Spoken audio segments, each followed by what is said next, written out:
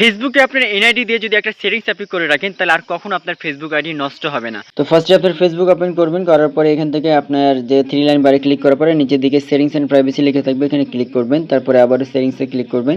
সেটিংসে ক্লিক করার পরে এখান থেকে উপরের দিকে পার্সোনাল ডিটেইলস লেখা থাকবে, এখানে ক্লিক করবেন। তারপরে আবার একটা পার্সোনাল ডিটেইলস লেখা থাকবে, এখানে আপনি ক্লিক করবেন।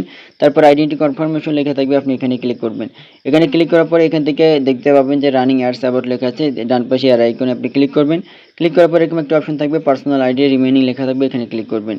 এখানে ক্লিক করার পরে আপলোড ইওর আইডি লেখা থাকবে, এখানে ক্লিক করবেন। তারপর নেক্সটে ক্লিক করবেন। নেক্সটে ক্লিক করার পরে এরকম একটা অপশন আসবে, সময় ক্লিক করবেন। আপনার যে আইডি কার্ড যেটা রয়েছে আপনি এখান থেকে এটা সিলেক্ট করে আপনি এখান থেকে নিচের দিকে নেক্সট লেখা আছে, নেক্সটে ক্লিক করবেন। নেক্সটে ক্লিক করার পরে যেটা হবে এখান থেকে গেট স্টার্টে ক্লিক করলে সেটার আপনার ফটো তোলা লাগবে, আইডি কার্ড বা আপনি যে আইডি কার্ড সিলেক্ট করবেন সেটা ছবি তুলে এখান থেকে সাবমিট করলে কিন্তু তারা ভেরিফাই করার পর ঠিকঠাক থাকলে আপনার আইডিটা প্রোটেক্ট করে নেবে। অর্থাৎ নেক্সট টাইম থেকে আপনি যেটা করতে পারবেন, আপনি হচ্ছে আপনার আইডি নষ্ট হয়ে গেলে আপনি আবার ব্যাক করে নিতে পারবেন খুব সহজেই।